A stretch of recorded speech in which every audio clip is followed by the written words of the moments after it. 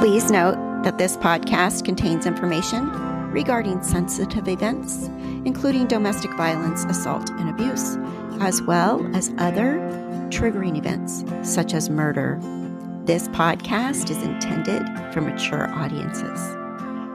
When Alice jumped down the rabbit hole, she immediately regretted her decision. A rabbit hole is a metaphor for something that transports someone into a troubling, surreal state or situation. Welcome to Afterglow, the unveiling of the Idaho cult. This podcast will take you down the deepest of rabbit holes as it unfolds. This story is so compelling, so bizarre, and so heinous, it's impossible to look the other way. Chad Daybell and Charles Vallow were dedicated in the most horrible way to an ideology that should only be fiction. Instead, their ideology put them behind bars. Join us as we explore the lives, lies, and diabolical crimes of Charles Vallow and Chad Daybell. I'm your host, Kathy Brooks. Please follow and subscribe wherever you get your podcasts. Hello, everyone, and welcome back. This is Afterglow, the unveiling of the Idaho cult, Season 4, Episode 9. It was a zombie that I killed. On October 2nd, 2020, Zulema Pastenes was interviewed at the Chandler Police Department by Detective Ray Hermosillo and Lieutenant Ron Ball. What follows is a dramatization of that interview. So, FYI, I went through the police report and I turned it into a dramatization of that interview. These are AI voices. I thought it would be more effective, other than me reading you the police report, for you to hear a conversation. So that's what I did, and I hope that it makes sense to you. And thank you so much for being here. I've been really crazy busy for so long with work and my mom with dementia, and it's been hard for me to record. So I'm still here, and Lori is currently on trial for the attempted murder of Brandon Boudreaux. We have so much to go. I think I'm going to be doing this podcast for the rest of my life because as things still unfold with this case, I'm like, oh, eventually we'll get to that. And eventually we'll get to that. So if you don't know me and you are new here, I would appreciate if you went back to the beginning and followed this podcast in chronological order. There is so much here that a lot of people have never heard. And if you're new to this case, it will blow your mind, legitimately. My name is Kathy Brooks. I have a YouTube channel called Left Undone, Incomplete Investigations, and I started following this case back when the case was just hitting the news. The kids were missing. Lori and Chad were missing at that time. So we followed it for quite a few years and I try to dig as deep as possible into the case. Also, I'm a one-woman show, so don't expect complete professionalism here. I'm doing my very best by being the editor, the writer, the narrator, all of the above. And I appreciate you being here. And if you'd like to help support the show, please leave a 5-star rating and a written review would be amazing. It would help so much. And there's also ways for you to monetarily help the show. There is a link below for my PayPal and other ways that you can go ahead and donate. And no donation is too small. Thank you for everyone that has ever donated. It has been so helpful. And I really want to say from the bottom of my heart how much I appreciate it. All right, here comes the dramatization of Zulema and Ray Hermosillo, the detective.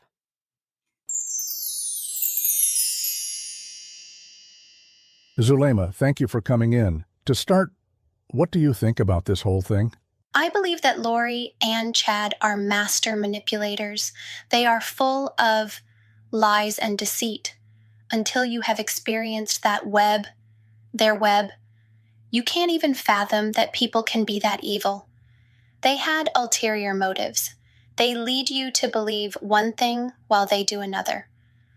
I'll never be the same person again. I'll never have the same level of trust because of them. Let's go back to the beginning. How did you first get involved with this group? It started with Melanie. I met her at church in 2018. I was asked to speak, and after, she came up to me. She said she needed to get to know me better. Melanie, she described herself as a gatherer. She'd bring people together for meetings about preparing for the second coming. One day, she told me she found someone who was very awake and that I needed to meet her. So she invited me over to her house to hear Charles Vallow speak. And what was that like? Lori spoke about how she was a personal witness of Jesus Christ, that she'd been visited by the angel Moroni, who instructed her about her mission. I was blown away. That was the start of our friendship. After that, I went with Melanie and Lori to a Preparing a People conference in St. George, Utah. And you spent a lot of time with Lori on that trip? Yes, in the car, talking for hours. She was so sweet, so kind. One thing I noticed, she was very good at giving you a ton of praise, putting you on a pedestal. Was that St. George conference where Lori and Chad Daybell met? I believe so. It was the first time they met. I had seen Chad before at a conference in Mesa, but just bought his books. We didn't speak. But in St. George, the moment they met, Lori and Chad instantly hit it off, as if they'd known each other forever. It was very weird. What do you mean by hit it off? Lori was putting the moves on Chad, flirting with him, and Chad was very accepting of it, very flattered. They were giggling and laughing like kids. I remember Lori telling him, "Don't worry, I'm going to sell all your books for you." And she did. She was so good with people, very manipulative. Did anything else happen on that trip? On the way home, Lori was driving. She asked me to look up scriptures about the 144,000 and someone called James the Last. I didn't know why, but later, sometime later, she told me that Chad was James the Last and she was Helena. That's when I put it together. Chad must have been feeding her information all day, telling her they were together in a prior life. Let's talk about the beliefs they shared.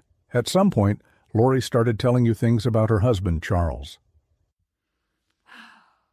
Yes. After St. George, Lori kind of ghosted me for a while.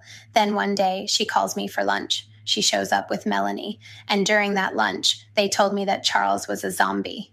A zombie? Who said it first? I can't recall exactly who, but they said Charles had become a zombie. Melanie confirmed that Chad had given Lori the information.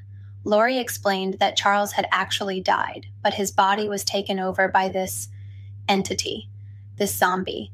Did this zombie have a name?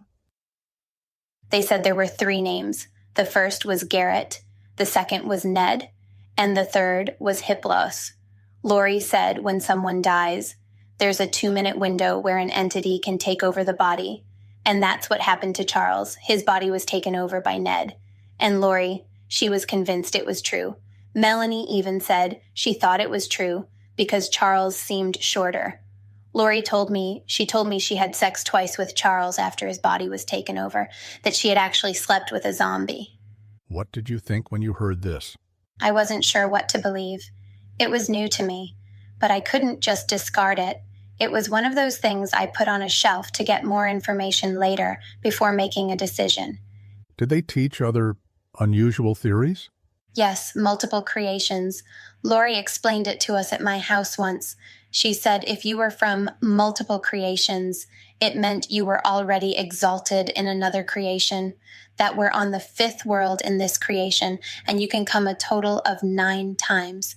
She told me I was exalted in the 4th world and only came to this one to help them. And being exalted had benefits? If you were exalted, you weren't here for probation. You were on loan to help. You weren't tried for anything you did. Lori would slam her hand on the counter and say, "Doesn't count for me." She told all of us with that status that we wouldn't be judged for our actions. Nothing counted for us while we were here. Let's go back to Charles being possessed. Was anything done about it? Yes. We were told we needed to cast the demon out. Lori had us meet at my house. She said she'd been told how to do it. We all began to pray to cast out the demon. After the prayer, Lori got a call from Chad. He told her it worked. The entity was gone. So it was over? No. A couple of days later, Chad told Lori that when that demon left, another one entered. This was a pattern. They were grooming us, giving us little bits of information at a time to keep us interested. They did it again. We gathered, we fasted, we prayed to get the entity, now called Hiplos, out of Charles's body. After the prayer, Chad was contacted. And again, he said Ned left. But now Charles was occupied by Hiplos. And who was Hiplos? We were told Hiplos was an expert, one of the highest levels of dark spirits who had occupied bodies for generations. He was so powerful, they didn't know how to get rid of him. A couple weeks later, Charles was shot and killed. Did Lori ever mention other ways of getting rid of Hiplos? One time, we were at my house talking about how hard and complicated it was. Lori, she was laughing. And she said maybe what she needed to do was put a bunch of his medication in his water. Let's talk about July 12th, 2019, the day after Charles was killed. How did you find out? Alex and Lori called me. They asked me to come over to Lori's house. When I arrived, Alex opened the door and gave me a hug. He told me Lori was in the backyard. She was just lying on one of the pool chairs. Very quiet. She looked at me and said, "Alex shot Charles yesterday." What did she say happened? She said Charles came to pick up JJ. She took Charles's phone and started going through his messages, which made him upset. They argued. Alex intervened. Tylee came out with a bat to help her mom. Charles took the bat from Tylee, then hit Alex in the head with it. Alex went and got his gun, told Charles to stop, but he didn't. So Alex shot him. Did Alex say anything to you? Yes. He said it was impossible for Charles to have that much strength. He told me, "I held him from behind and he flipped me around like a pancake."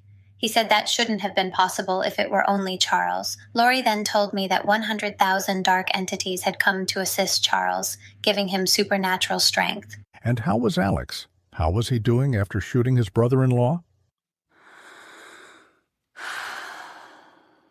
I asked him that. I asked, "How are you doing?" And Alex told me he was okay. He said, "It was a zombie that I had killed." Zulema, I want to read you a text message from July 8th, 2019. Lori asks you to call up an earthquake in Valencia, California, because Hiplos was traveling there. Can you explain that? Chad told me that I was placed on Earth to control the elements. He and Lori would tell me to practice controlling things like rainstorms. I would just say a prayer, and then they would validate my abilities, telling me how successful I was.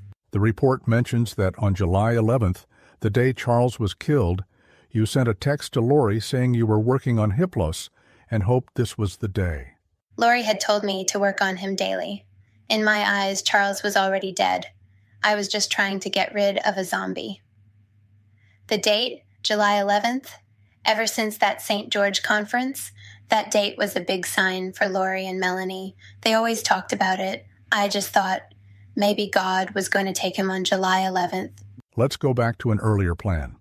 Lori had you put fire energy towards Hiplos while Charles was driving in Texas to cause an accident. We know that JJ was traveling with Charles at that time. What did Lori say would happen to JJ? Lori told me. She told me that JJ was not going to be living for a very long time, that he would pass on soon because he had another mission to complete. She assumed he would die in that car accident too. Zulema, I want to ask about a specific reference you made. In a text message to someone named Julie, you described Charles's death as a Nephi and Laban ending. Can you explain what you meant by that? When I went to Lori's house that day, the day after, the way they talked about what happened, they made it sound like Heavenly Father gave Charles to them, like he brought him to the house specifically to give them an opportunity to kill him. And the Book of Mormon reference? Yes. In the Book of Mormon, Laban stumbles around drunk, and the prophet Nephi is told by God to cut his head off to get important records. Lori told me that's what this was. She said it was a Laban and Nephi situation. So Alex killing Charles was justified in her mind. It was more than justified. It was a divine command. Alex was doing them a favor. A favor? Explain that. They believed that when a person's body was possessed by a dark entity, The original spirit was trapped in limbo. It couldn't move on until the dark spirit left the body. By killing the body, the possessed body, Alex was freeing the original righteous spirit. Did they ever say the original spirit could return to the body? No, that was never explained as an option.